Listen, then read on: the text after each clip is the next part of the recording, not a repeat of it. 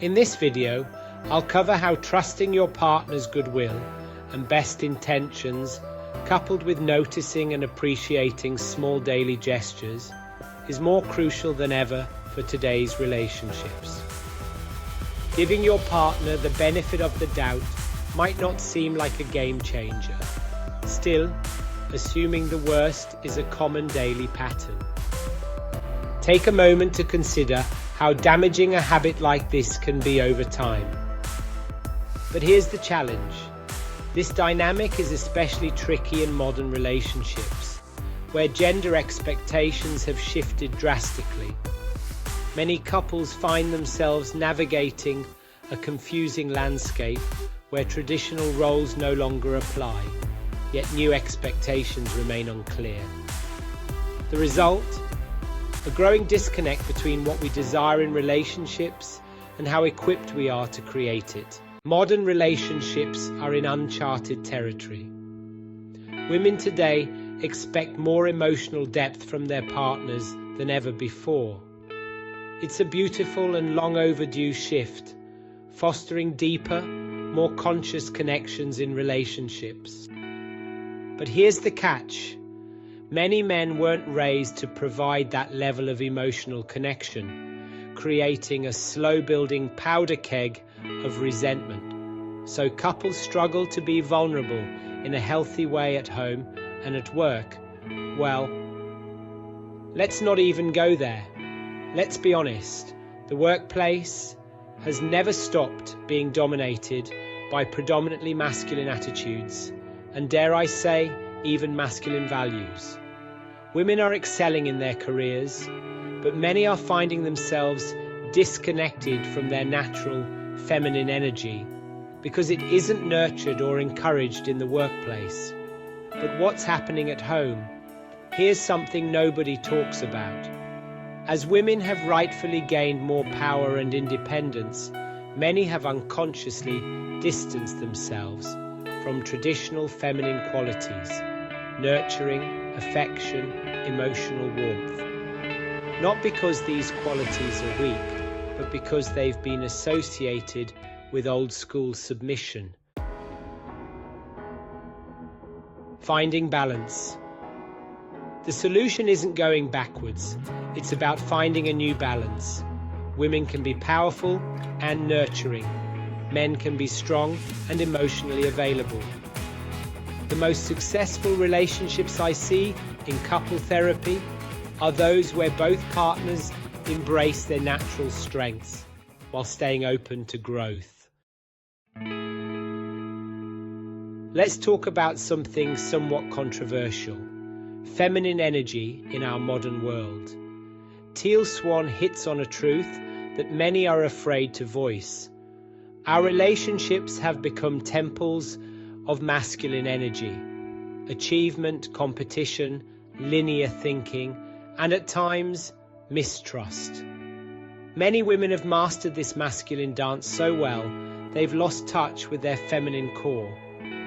Feminine energy primarily expresses itself as receptive, intuitive, cyclical, and interdependent, a distinct way of leading, just as masculine energy leads in its own way. The two naturally intertwine, complementing and amplifying each other, creating a dynamic flow where both energies nourish and strengthen one another. In modern relationships, trust has become fragile, often shaped by fear of being hurt. We cling to doubts, interpreting actions as proof of impending rejection. But this fear itself disrupts the dance of connection. A simple mindset shift, choosing to trust, choosing to see oneself as worthy of love, can transform everything. Feminine energy in a relationship takes many forms. It isn't about being agreeable or dependent. There is no rigid power dynamic, certainly not one where a woman is beneath. It's the energy that knows how to nurture not just others, but yourself. In my work with struggling couples, I've observed something fascinating. When women reconnect with these qualities, relationships often transform. Women are right to expect more emotional depth from their partners. But as mentioned, many men weren't raised to get in touch with their vulnerable side. When they try and get it wrong a couple of times, they retreat, creating a vicious cycle of missed connections and growing tension. The more they retreat, the more their partners feel emotionally abandoned, amplifying the disconnect. Here's my advice to both men and women. Instead of accusing your partner of not trying or placing blame, adopt a perspective of curiosity and compassion. Assume positive intent. Perhaps they're dealing with stress you're unaware of, or they're expressing care in ways that don't fully align with your immediate expectations. Maybe you can't help but think you want more, and you can easily convince yourself that you need more. But instead of spiraling into dissatisfaction, approach this from a different angle. Show appreciation for what they do offer and notice their bids for connection. No matter how small, don't take them for granted. The best way to allow these efforts to grow is to nurture and acknowledge them. Blame blocks growth, but assuming the best about your partner opens the door to mutual understanding and progress. When you default to believing that your partner is trying their best, even when things aren't perfect, you create a space where vulnerability can thrive. This vulnerability is the seedbed for meaningful conversations and reconnection. This approach doesn't mean ignoring genuine problems. It means addressing them with empathy and acknowledging your partner's efforts while working together from a place of abundance, not scarcity. Scarcity thinking reinforces the internal narrative of, "I'm unhappy because my partner doesn't meet my needs." But abundance thinking actually reframes the issue. We have strengths we can build on, and I can express my needs without eroding our connection. It's a small but powerful shift that can transform resentment into connection, scarcity into gratitude, and self-centered scripts into a shared sense of growth.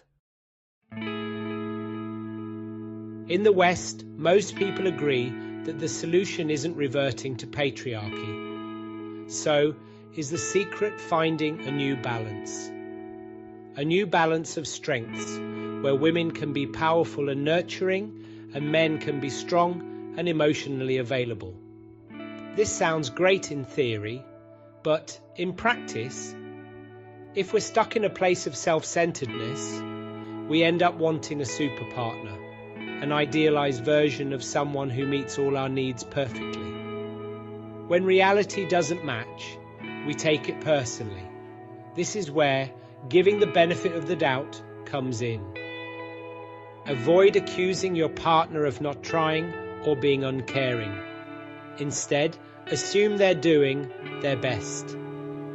Expressing your longings can be powerful when done from a place of balance or with honest acknowledgement of vulnerability. For example, saying that you long for a deeper connection or that you feel lonely keeps the focus on your experience rather than your partner. When framed this way, it is far more likely to be received openly. Blame instead often stems from a place of self-centeredness, where unmet needs are viewed as proof of your partner's shortcomings, rather than opportunities for mutual growth. As you probably have gathered by now, in my couple therapy practice, I have found that gender differences aren't just social constructs. They're an integral part of our lived experience. Understanding these differences without judgment is key to improving relationships.